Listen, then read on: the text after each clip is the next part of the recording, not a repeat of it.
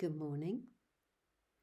I'd like to talk about a particular teaching that I'm very fond of. It's a teaching on verses on the faith mind, and it's by the Third Zen Patriarch, Sengtsan. And it's a teaching that I was introduced to very many years ago. I think it was on one of my first retreats back in 1992. And there's some very mysterious lines, but I think it's, it encapsulates the whole of the Dharma. Anyway, it begins like this. The great way is not difficult for those who have no preferences. When love and hate are both absent, everything becomes clear and undisguised. Make the smallest distinction, however, and heaven and earth are set infinitely apart. If you wish to see the truth, then hold no opinions for or against anything. To set up what you like against what you dislike is the disease of the mind. When the deep meaning of things is not understood, the mind's essential peace is disturbed to no avail. Okay, so I'm going to talk about some of those lines. So the great way is not difficult for those who have no preferences.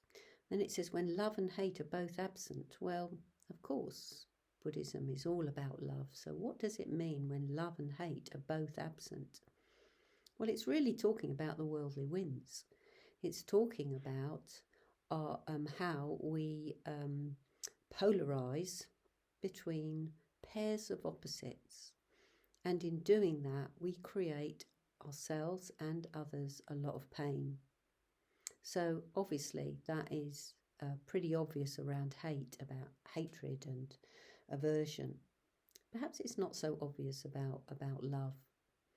But what it's talking about here really is about clinging, about the way that we favour ways of being and we dislike other ways of being. And, in some ways that's very natural. Of course we do. But it's how much our happiness depends on those things. So when we're forced to put up with things that we dislike, what happens to our mind? Do we fall into despondency? Do we get really upset about it? Are we able to keep a perspective? And that's been very much on my mind recently, because a couple of months ago I got a little kitten. I've been waiting for this kitten, and I picked him up at 13 weeks. And he's an adorable little ragdoll kitten. So I had him for just coming up to 5 weeks, and suddenly he was pretty ill. He was losing his balance. He was falling over. So he had to be rushed to hospital, and he's undergone surgery.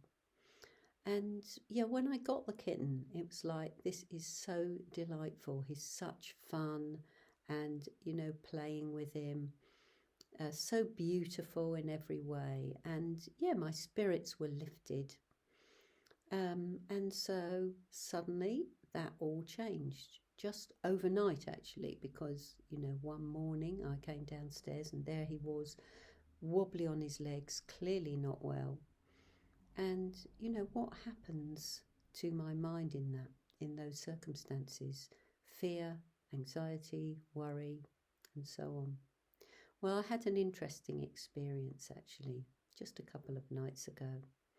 So I'd picked him up from hospital, and the poor little thing, he looked in such a state. And I wondered if I'd even done the right thing to, have him operated on. Anyway, I woke up very, very early in the morning. Much too early to get up, and I didn't want to wake my husband. So I was reading my Kindle under the bedclothes. And I was reading about somebody that I know. It was one of her letters to the Order forum. And in this letter, she was talking about how her nephew had recently died. He was only 21. He had had leukemia. He'd been treated 7 years previously successfully, but now it was all over, and he had died at just 21 with all his life ahead of him. And it really did me a lot of good to read that, because it put things in perspective. You know, here I was really upset about my kitten, and nothing wrong with being concerned, but you know, what was I investing in this kitten? And there's suffering everywhere. Just reminded me that there is suffering everywhere. And if we're having a fantastic time now, it's not going to last all the time. And so we don't want to be invested in that being the case. So it was a very good thing to read at that time for me, because I was just wondering, you know, how we were going to manage to feed him his medications. There was certainly no way that me and Bodhivajra were going to be able to force his little mouth open all the time. And he had 3 lots of different medications.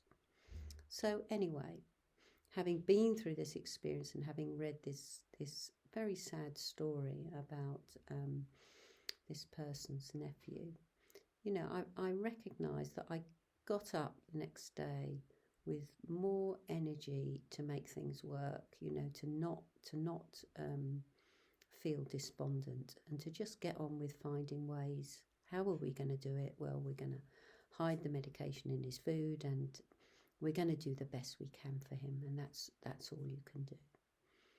So yes, when love and hate are both absent, everything becomes clear and undisguised.